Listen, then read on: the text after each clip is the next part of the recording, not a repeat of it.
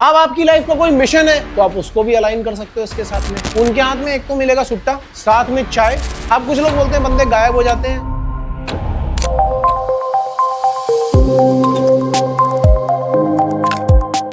Four pillars of safety generally लोग देखते हैं। मैंने क्या बोला था? Job equal to safety. अगर आप एक बुक पढ़ोगे rich dad and poor dad, तो उसमें क्लियरली मेंशन है कि जो भी जॉब करने जा रहा होता है इंटरव्यूअर को उसके मुंह से सुनना होता है सेफ्टी एंड सिक्योरिटी। इंटरव्यूअर चाहता है, देखो मैं तुम्हें एक और साइकोलॉजी समझाता हूं और इसमें कुछ इधर उधर उल्टा सीधा कुछ भी नहीं है। ऐसे समझना कि 4 क्वाड्रेंट होते हैं। एक होता है जो लोग जॉब करते हैं, एक वो होते हैं जो जॉब करते करते पक जाते हैं, वो किसी के अंडर काम नहीं करना चाहते, वो कहते हैं भाई अपन खुद का बॉस है, वो है सेल्फ एम्प्लॉयड। एक वो होते हैं जो उससे एक लेवल ऊपर उठते हैं, कहते हैं मुझे चला चाहिए अपना बिजनेस जिसमें मैं काम ना भी करूं तो भी वो 10-15 दिन 1 महीना चल जाए।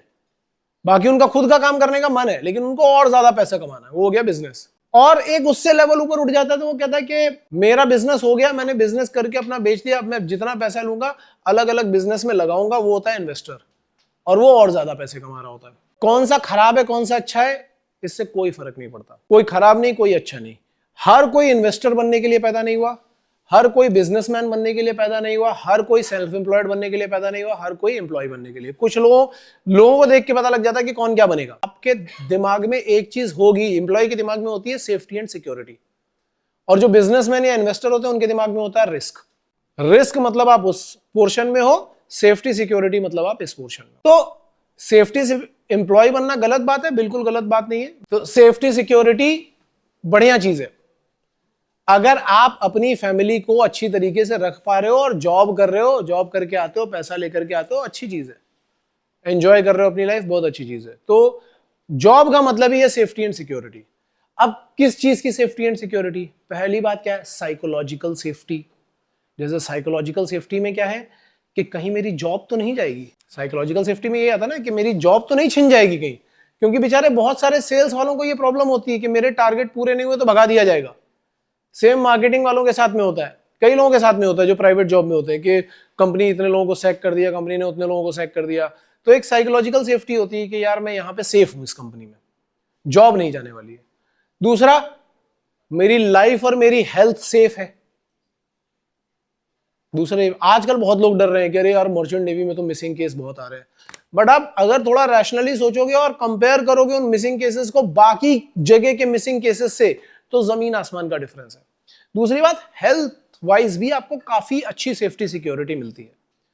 अगर आप इसको कॉर्पोरेट कल्चर से कंपेयर करके देखो, भाई कॉर्पोरेट कल्चर में तो क्या हो रहा है कि वो दिन में और रात में काम करवा रहे हैं, वो तो है, लेकिन फिर वहां पे जब आप पार्टी करना शुरू कर देते हो ना, कि आपका कॉर्पोरेट कल्चर स्टार्ट हुआ और आपने पार्टी करनी शुरू कर दी, एक बार पार्टी करने की आदत लग गई तो अब आपका लाइफस्टाइल क्या हो जाएगा। मैंने बहुत लोगों को देखा, यहाँ पे गुड़गांव में काफी सारे कॉर्पोरेट्स हैं।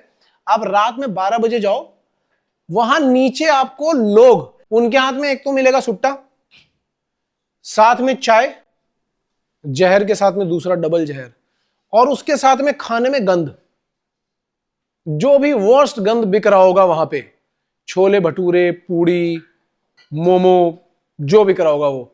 और वो करने के बाद उनको बहुत मजा आ रहा होता है, उनको लग रहा होता है कि उनका स्टेटस और एक लेवल अप हो गया है। और जैसे अब तुम्हारी एज है तो तुम लोग अभी सब लीन हो एकदम, थोड़ी देर के बाद क्या होगा कि बॉडी क्या करती है कि वो लीन रहती है थोड़े टाइम तक, लेकिन फिर उसके बाद वो फैलना शुरू होती है। लोगों को पता भी नहीं चलता कि हाँ वो फैल चुके हैं।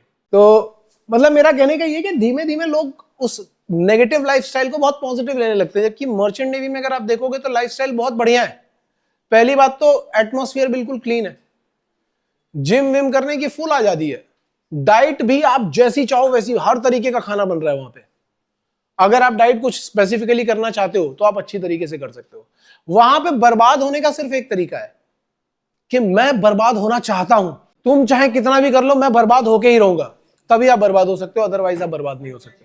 तो देखो एक चीज और मैं बता रहा हूं, वो क्वेश्चन में तुमसे पूछ सकता है कि are you veg or non veg, तो बोलो I am ready for both. सच बता रहा हूं, अभी सी स्पैन का इंटरव्यू था, पता नहीं कौन सी कंपनी का, 7 आइलैंड में इंटरव्यू था, और जो वहां पे जो वो था ना, टीचर था या ट्रेनर था, वो बता भी रहा है बच्चों को, वो खुद मुस्लिम था, और वो बता रहा है कि अगर वो आपको पूछेगा कि अगर आपको पोर्क मिलेगा तो खाना है कि नहीं खाना है, से यस टू एवरीथिंग। ठीक है, हिंदू बच्चों को बता रहे कि अगर वो आपको बोलेगा बीफ मिलेगा कि नहीं मिलेगा, से यस टू एवरीथिंग, क्योंकि वो खिलाएगा नहीं आपको, वो बस ये देखना चाहता है कि आर यू फ्लेक्सिबल और नॉट, और कुछ अकड़ करके खड़े हुए हैं, मिलेगा कि नहीं, नहीं मैं नहीं खाऊंगा, ठीक है निकलो तुम, इसी बात पे निकाल दिया वहां से। कोई कुछ नहीं खिला रहा। तुम किसी भी शिप पे, जो भी बंदा शिप पे जाता है उससे जाकर के पूछो, आजकल शिप पे वेजिटेरियन और नॉन वेजिटेरियन दोनों के लिए एकदम इनफाइनाइट ऑप्शंस है, जो खाना हो वो खाओ, वेज और नॉन वेज दोनों के अच्छे ऑप्शंस है, ठीक है। और जितने लोग जाकर के आते हैं, अभी जैसे यहाँ पे जितने भी कैडेट्स आएंगे, अभी कुछ दिनों बाद फिर से आएंगे, तो तुम उनसे भी पूछ सकते हो, जितने लोगों से तुम पूछोगे तुम्हें सब बताएंगे कि सब ऑप्शन है। लेकिन अगर कंपनी में कोई तुमसे ये पूछ रहा है, कोई इंटरव्यूअर पूछ रहा है कि are you veg or non veg, अगर आप मान लो अभी वेजिटेरियन हो तो आप बोल सकते हो कि right now I am vegetarian but I am open for both. इसके आगे तुमसे क्वेश्चन ही नहीं पूछेगा, बस वो चेक कर रहा है कि तुम फ्लेक्सिबल हो कि नहीं हो। हाँ, हम लोग थे साइकोलॉजिकल सेफ्टी पे। तो साइकोलॉजिकल सेफ्टी, भाई मर्चेंट नेवी से अच्छी साइकोलॉजिकल सेफ्टी कहां पे मिल रही है? क्या आपको बढ़िया पैसे भी मिल रहे हैं, आप काम भी कर रहे हो, ठीक है, उसके बाद में आपको क्या कहते हैं, टैक्स भी नहीं देना, आपका टैक्स भी बच रहा है, एनआरआई का स्टेटस भी मिल रहा है, ठीक है, 7-8 महीने आप अगर वहां पे काम कर रहे हो तो सारी की सारी सेविंग ही है। अब आपके पास टैक्स कट नहीं रहा है, सैलरी अच्छी आ रही है, सारी की सारी सेविंग हो रही है, 8 महीने काम कर रहे हो, 4 महीने छुट्टी बना रहे हो, घर पे आकर के बढ़िया एंजॉय कर रहे हो, जो करने के मन कर रहा है वो कर रहे हो। जॉब जाती नहीं है। जॉब कब तक नहीं जाती? जब तक कि मैं खुद निकलना नहीं चाहता, खुद जाकर के कोई गंद ना मचा दूं, तब तक जॉब नहीं जाती। जब आप खुद जाकर के एकदम एक्सट्रीम लेवल पे गंद मचाओगे तभी आप भगाए जाओगे वहां से, अदरवाइज नहीं कुछ होगा, ठीक है। तो साइकोलॉजिकल सेफ्टी, बिल्कुल भरपूर साइकोलॉजिकल सेफ्टी है वहां पे। आप कुछ लोग बोलते हैं बंदे गायब हो जाते हैं, मैंने आपको बताया गायब होने की स्टोरी क्या है। आप ऐसे गायब नहीं हो सकते। आप गायब भी तभी हो सकते हो जब आप कुछ उल्टा सीधा काम कर रहे हो वहां पे। जैसे एक्सीडेंट के वीडियोस आते रहते हैं, वो वीडियो देखा करो। कई लोग क्या होते हैं कि अपनी मस्ती में कि अपन तो रूल फॉलो करता ही नहीं है और एंकर खोल दिया और कुछ, भाई उसकी इतनी मोटी मोटी वो चेन होती है, वो शेकल्स, एक अगर पड़ गई ना मुंह पे तो हो सकता है मुंह ही उड़ जाए वहां से। तो ये सब पंगे मत करो, वहां पे जो रूल बनाए गए वो रूल फॉलो करो, दैट इज इट। तो कंप्लीट साइकोलॉजिकल सेफ्टी है। Structure and clarity, yes, merchant navy में बेस्ट है स्ट्रक्चर एंड क्लैरिटी। क्या आपको कितने, हर एक कंपनी बता देती है कि आपको कितने टाइम तक एज अ थर्ड ऑफिसर काम करना है, कितने टाइम के बाद हम आपको सेकंड बना देंगे, कितने टाइम के बाद हम आपको चीफ बना देंगे, और उसके बाद हर जगह पर सैलरी स्ट्रक्चर क्या है, क्लियर है। अब आपकी लाइफ का कोई मिशन है तो आप उसको भी अलाइन कर सकते हो इसके साथ में। अगर किसी को अपना मिशन पता है लाइफ का तो उसको अलाइन कर सकते हो, ठीक है। सोसाइटल इंपैक्ट लास्ट में डालो, सोसाइटल इंपैक्ट जो है वो लास्ट में डालो, कि इससे सोसाइटी पे भी एक अच्छा इंपैक्ट बनता है हमारा। क्यों एक अच्छा इंपैक्ट बनता है? भाई आपके पास अच्छे खासे पैसे हैं, आपकी खुद की लाइफ डिसिप्लिन्ड है। आप ऐसे सोच के देखो, जैसे ये जो कैप्टन है, जैसे सुनील हो गया, या कैप्टन तरुण है, कैप्टन समर्थ सिन्हा है, रवि चौधरी है, या जितने भी कैप्टन आप जिनको भी जानते होगे, उन लोगों को देखोगे, अगर कोई बहुत ही ज्यादा गंद नहीं मचा रहा है, कुछ ही ऐसे कैप्टन होते हैं जो भाई दारू वारू पी पी करके उन्होंने अपना इतना बड़ा बड़ा पेट निकाल रखा है, नहीं तो ये सब लाइफस्टाइल इनकी सबकी अच्छी होती है। जितने कैप्टन से मैं मिला हूं, बहुत अच्छी लाइफस्टाइल होती है इनकी, और इनकी लाइफस्टाइल वहां पे जा जाकर के इतनी अच्छी हो जाती है कि यहाँ पे आने के बाद भी हर एक चीज उनको डिसिप्लिन पे ही चाहिए। आपकी अच्छी बॉडी है, आप पे अच्छा पैसा है, अच्छा घर है, आपने फैमिली को अच्छा मेंटेन कर रखा है, इससे सोसाइटी पे आपके अच्छा इंपैक्ट पड़ेगा या बुरा? अब आप ऐसे सोच करके देखो कि आप घर पे कोई काम नहीं कर रहे हो, नल्ले बैठे हुए हो, ठीक है, क्या कर रहे हो, घर वालों के पैसे और बर्बाद कर रहे हो, इससे सोसाइटी पे क्या इंपैक्ट पड़ेगा? तो सोसाइटल इंपैक्ट भी एक इंपॉर्टेंट रोल प्ले करता है, ये भी सेफ्टी में ही आता है। कई लोगों को जॉब इसलिए भी करनी होती है क्योंकि उनका सोसाइटल इंपैक्ट अच्छा हो। तो अब अगर आपको अपना वाई बनाना है, तो मैं ये नहीं बोल रहा हूं कि जो 6 चीजें मैंने बता दी 6 की 6 यूज कर लो।